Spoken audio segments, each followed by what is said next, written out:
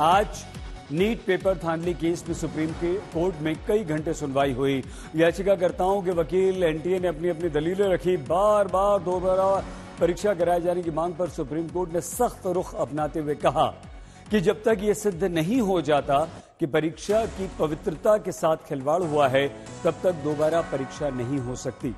आज supreme court ने NTA से कई कड़े सवाल पूछे हैं और अंत में सुप्रीम कोर्ट ने एनटीए को 20 जुलाई को परीक्षा केंद्र समेत सभी रिजल्ट्स ऑनलाइन करने के निर्देश दिए हैं। अब सवाल ये कि क्या इतनी जल्दी एनटीए अपनी वेबसाइट पर पूरा रिजल्ट अपलोड कर पाएगा, और उससे भी बड़ा सवाल ये कि 24 लाख छात्रों के भविष्य का क्या होगा।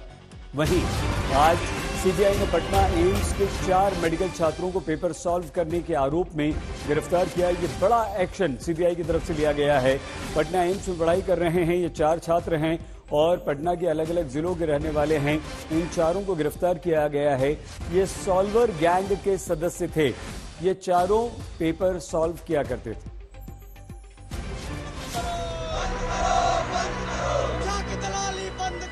एनटीए जो है वो पूरे ठीक तरीके से बातें नहीं बता रहे। इस एग्जाम को कैंसिल नहीं किया गया तो ये बहुत एक इमेज भी खराब कर देगा इंडिया। अगर मेरे पास पेपर मिल गया, अगर मैंने किसी और को दे दिया तो वो भी तो क्वालिफाई कर सकता है, वो भी तो अच्छे मार्क्स लेके आ सकता है। नीट पेपर लीक केस में सुप्रीम कोर्ट को फाइनल फैसला करना है कि परीक्षा के आयोजन में धांधली हुई है या नहीं। इसके बाद ही परीक्षा को दोबारा कराने पर फैसला हो सकेगा। आज सुप्रीम कोर्ट में केंद्र सरकार और याचिकाकर्ताओं के वकीलों ने अपने अपने पक्ष में दलीलें रखी, जिसके बाद चीफ जस्टिस डीवाई चंद्रचूड़ ने एनटीए यानी नेशनल टेस्टिंग एजेंसी को रिजल्ट में टॉप 100 रैंक पर आए छात्रों के शहर और दूसरे तथ्य पेश करने का निर्देश दिया। सुप्रीम कोर्ट ने एनटीए से नीट परीक्षा के पूरे नतीजे ऑनलाइन प्रकाशित करने को कहा। सुप्रीम कोर्ट ने कहा कि छात्रों की गोपनीयता की रक्षा के लिए उनकी पहचान गुप्त रखी जाएगी। अब एनटीए को केंद्र संख्या के साथ साथ 20 जुलाई तक अपनी वेबसाइट पर रिजल्ट अपलोड करना है। सुप्रीम कोर्ट ने सेंटर चयन के विकल्प पर भी एनटीए से सवाल पूछे।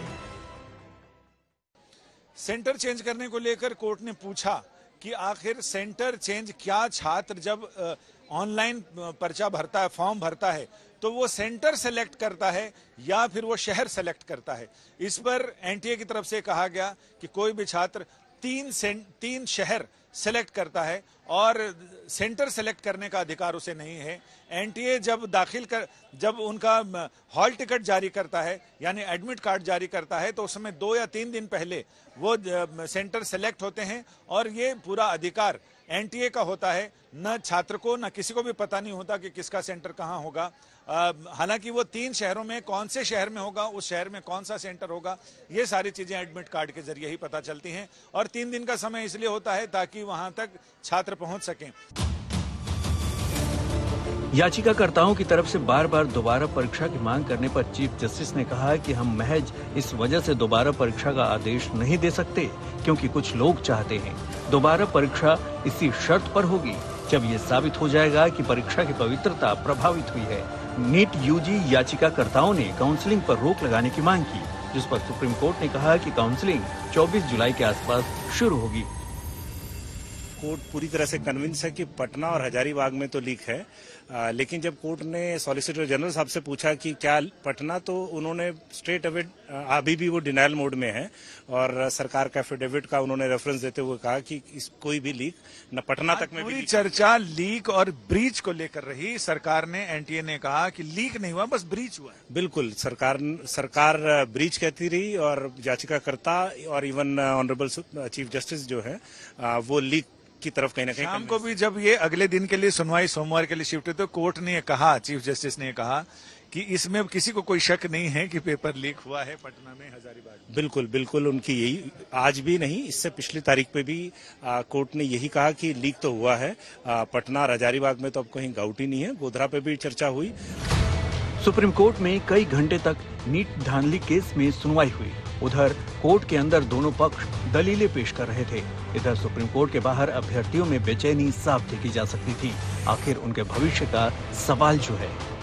ये जरूरी तो नहीं है जिसको पेपर मिल जाए वो क्वालिफाई कर जाए। जैसे मुझे पेपर मिल गया है तो जरूरी नहीं कि मैं पूरा डट के पहुंच जाऊं, लेकिन अगर मेरे पास पेपर मिल गया, अगर मैंने किसी और को दे दिया तो वो भी तो क्वालिफाई कर सकता है, वो भी तो अच्छे मार्क्स लेके आ सकता है। आप कहा जा रहा है कि जो पेपर 40-40 लाख में 30-30 लाख में खरीदेगा वो किसी को फ्री में क्यों देगा?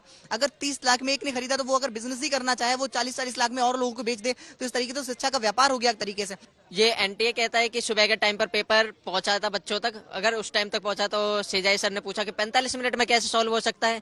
तो एनटीए जो है वो पूरे ठीक तरीके से बातें नहीं बता रहा है। जो भी लोग डीबार हुए लेकिन पेपर लीक तो उन तक भी पहुंचा ना, और ये अब एक मैटर देश की इमेज का भी बन गया है। अगर इस एग्जाम को दोबारा से नहीं कंडक्ट करवाया गया, इस एग्जाम को कैंसिल नहीं किया गया, तो ये बहुत एक इमेज भी खराब कर देगा इंडिया की। तो मेरा ये सोचना है पर्सनल लेवल पर कि एग्जाम दोबारा से होना चाहिए। सुप्रीम कोर्ट ने एनटीए से पूछा कि बहादुरगढ़ के एक ही सेंटर से नीट परीक्षा के कई टॉपर होना, क्या ये सिर्फ संयोग है? इसको लेकर भी सवाल उठाए गए कि बिहार के, उड़ीसा के, झारखंड के छात्र गोधरा के एक पर्टिकुलर स्कूल में क्यों गए और वहीं जाकर उन्होंने एग्जाम क्यों दिया। इस बीच वहां पर एक और मसला उठा हरियाणा के बहादुरगढ़ का, उसमें भी सवाल उठाए गए कि वहां भी ब्रीच ऑफ सिक्योरिटी हुआ है, वहां भी पेपर लीक होने की बात कही जा रही है। लेकिन सरकार ने, एनटीए ने उसे सिरे से खारिज करते हुए कहा कि बिहार के हजारीबाग में जरूर ये ब्रीच हुआ है, सिक्योरिटी ब्रीच हुआ है। लेकिन कोर्ट ने इस पर यह सवाल पूछा कि याचिकाकर्ताओं से सवाल पूछा कि आखिर ये कैसे हो सकता है कि 7:30 बजे क्वेश्चन पेपर निकलते हैं, 8:20 पर यह कहा जा रहा है कि पेपर लीक हुआ और सॉल्वर गैंग ने उसे सॉल्व भी कर दिया। तो 45 मिनट में छात्रों को सवालों के जवाब सॉल्व करके और उनको जवाब रटा भी दिए गए, ऐसा कैसे हो सकता है? ये चीज कोर्ट के गले नहीं उतरी। सुनवाई के दौरान बार बार आईआईटी मद्रास की रिपोर्ट का जिक्र आने पर चीफ जस्टिस ने वो रिपोर्ट भी अदालत में रखने का निर्देश दिया। साथ ही सुप्रीम कोर्ट ने पूछा कि एनटीए आखिर टॉप 100 में से 17 का ही डेटा क्यों पेश कर रहा है। ये चीज अब बिल्कुल साफ है कि पेपर लीक हुआ, ये बात सुप्रीम कोर्ट ने मानी है। अब पटना बिहार पुलिस की रिपोर्ट और ईओयू की रिपोर्ट क्या आती है, उससे क्या इस मामले में कोई नया प्रकाश पड़ता है, ये देखना दिलचस्प होगा। और सोमवार की सुनवाई निर्णायक होगी। ये सुप्रीम कोर्ट ने भी कह दिया है कि सोमवार को इस मामले में सुनवाई पूरी कर दी जाएगी, यानी मुमकिन है कि उस दिन जजमेंट रिजर्व हो जाए और उसके बाद जजमेंट कब आता है इसका इंतजार शुरू हो जाएगा। संजय शर्मा, दिल्ली, आज तक। और आइए अब हम आपको बताएं कि सुप्रीम कोर्ट में क्या क्या हुआ। सुप्रीम कोर्ट और एनटीए के बीच क्या हुआ। सीजेआई यानी कि सुप्रीम कोर्ट में चीफ जस्टिस ऑफ इंडिया ने पूछा कि जिन्हें 720 नंबर मिले उनके बारे में बताइए। एनटीए ने कहा कि दोबारा परीक्षा के बाद नंबर जो हुए वो कम हुए हैं। उनमें से कितने 1563 के लिस्ट में थे जो लिस्ट जारी की गई थी। 44 छात्र थे जिन्हें ग्रेस मार्क्स दिए गए। ग्रेस मार्क क्यों दिए गए? पूरी परीक्षा में कितने छात्रों ने सेंटर बदले? सुप्रीम कोर्ट ने पूछा। 15,000 छात्र सुधार के लिए आए थे, ये एनटीए की तरफ से जवाब आया। कोई उम्मीदवार केंद्र का चयन नहीं कर सकता क्या, ये सवाल पूछा। तो परीक्षा से 2 दिन पहले केंद्र का आवंटन हम कर देते हैं, ये एनटीए ने बताया। 56,000 सरकारी सीटों के लिए क्या है कट ऑफ मार्क्स आपके, ये बताइए। 50% अंक वाला छात्र योग्य है। एनटीए ने कहा जिसके 50% आ गए वो एडमिशन ले सकता है। अब देखिए 1,08,000 सीटों के लिए क्या कट ऑफ मार्क्स है, ये फिर से सीजीआई ने पूछा। 164 की कट ऑफ मार्क्स तय किए गए हैं, ये कहा एनटीए ने। मतलब नीट पेपर लीक मामले में सीबीआई को आज एक बड़ी सफलता मिली। सीबीआई अधिकारियों ने पटना एम्स के 4 एमबीबीएस छात्रों को गिरफ्तार कर लिया। कल सीबीआई ने उन्हें गिरफ्तार किया। इन मेडिकल स्टूडेंट्स पर आरोप है कि लोगों ने कमजोर अभ्यर्थियों के पेपर इनसे सॉल्व करवाए थे, इनसे लिखवाए थे।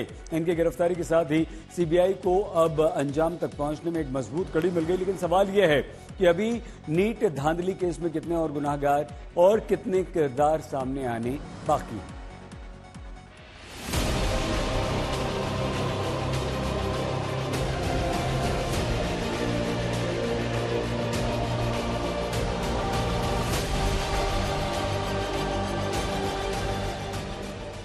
सवाल है कि नीट धांधली के कहां तक था और कितने गुनहगार। 24 लाख से ज्यादा छात्रों का भविष्य दांव पर है। अब तक नीट पेपर लीक में 45 आरोपियों की गिरफ्तारी हो चुकी है। 7 राज्यों तक पेपर लीक जांच की आंच पहुंच चुकी है और अभी भी आए दिन नए नए खुलासे हो रहे हैं। अब नीट पेपर लीक का कनेक्शन पटना एम्स से भी जोड़ रहा है। जांच में जुटी सीबीआई ने पटना एम्स के 4 एमबीबीएस छात्रों को हिरासत में लिया है। सीबीआई ने सभी छात्रों का कमरा भी सील कर दिया है। उनके लैपटॉप और मोबाइल फोन भी जब्त कर लिए गए। माना जा रहा है कि नीट के लीक पेपर को सॉल्व करने में हिरासत में लिए गए छात्र भी शामिल हो सकते हैं। जीके पॉल जी, सर सीबीआई कब यहाँ आई और किनको यहाँ से लेकर के गई, क्या जानकारी आपके पास? कल 17 जुलाई हम एक राउंड ले रहे थे हॉस्टल का, स्टूडेंट्स हॉस्टल। उसी समय सीबीआई का टीम आए और आके हमारे एक स्टूडेंट को लेके गए। ये स्टूडेंट को लेके जाने से पहले हमें उनका एक वरिष्ठ अधिकारी ने स्टूडेंट का नाम, स्टूडेंट का जो छवि, वो उनका पिक्चर, फोटो हमारा व्हाट्सएप में भेजे थे। तो ये 3:30 बजे लेके गए। उसके बाद उनका और एक वरिष्ठ अधिकारी ने हमें कांटेक्ट किए और 3 स्टूडेंट का नाम और उनका फोटो भी हमारे व्हाट्सएप में भेजे और इन्होंने बोले कि आप कोशिश कीजिए जैसे कि स्टूडेंट को आप हैंडओवर जल्दी आसानी से कर दीजिए। अब जांच एजेंसी उन छात्रों से पूछताछ कर जांच की एक कड़ी जोड़कर आगे बढ़ने में जुटी है। जांच एजेंसी पेपर के लीक होने से लेकर उसे सेटिंग वाले अभ्यर्थियों तक पहुंचाने वाले पूरे नेटवर्क के बेहद करीब पहुंच गई है। सीबीआई जो है वो जब पटना एम्स पहुंची तो उसने 3 एमबीबीएस स्टूडेंट को हिरासत में लिया। 2021 बैच के ये 3 स्टूडेंट बताए जाते हैं, जिनके बारे में कहा जा रहा है कि वो कहीं ना कहीं सॉल्वर्स की भूमिका में थे। और इस वक्त हम देखिए पटना सीबीआई ऑफिस के सामने खड़े हैं और लगातार सीबीआई अपनी जांच को आगे बढ़ा रही है। जो कनेक्शन स्टैब्लिश करने की कोशिश है वो किया जा रहा है, paper leak mafia, solvers gang, और किस तरह से क्वेश्चन आउट किया गया और उसके बाद उसको सॉल्व कराया गया, इसके तार सीबीआई लगातार जोड़ने की कोशिश में है। हिरासत में लिए गए छात्रों पर पेपर को सॉल्व करने का आरोप। पटना एम्स के पकड़े गए छात्रों में सीवान का रहने वाला 3rd ईयर का छात्र चंदन सिंह भी शामिल है। दूसरा आरोपी छात्र पटना का रहने वाला कुमार शानू है, जबकि तीसरा छात्र राहुल आनंद जो धनबाद का रहने वाला बताया जा रहा है, और चौथा छात्र अररिया का रहने वाला करण जैन है। ये जो स्टूडेंट, पहला स्टूडेंट जो पकड़ा गया था सीबीआई के टीम में जो इनको आके लेके गए, उस